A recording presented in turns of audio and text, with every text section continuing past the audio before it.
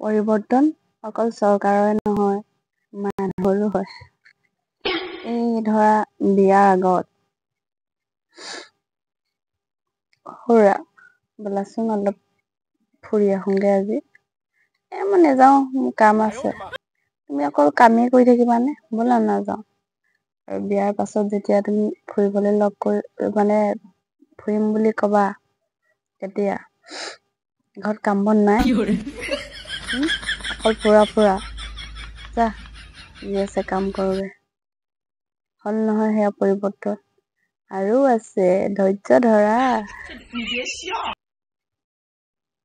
বিয়াৰ আগত যেতিয়া তেওঁ ফোন কৰে আৰু বেছিকে কথা পাতি থাকি আমনি লাগে ন? অলপ মৌন হৈ থাকিও ভাল লাগে। তাৰপিছত কি হ'ল? কথা-চথা ক'বলৈ মন নাই নি? ইমান মনে মনে আছা যে?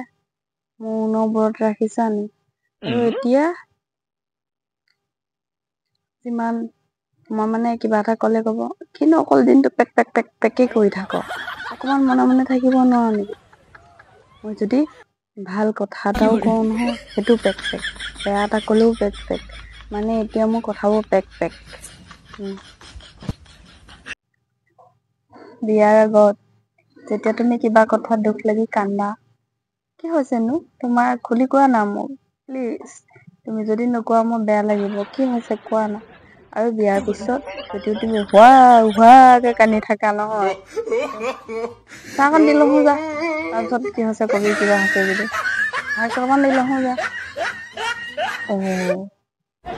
চোৱাচোন কেনেকুৱা ডাঙৰ পৰিৱৰ্তন।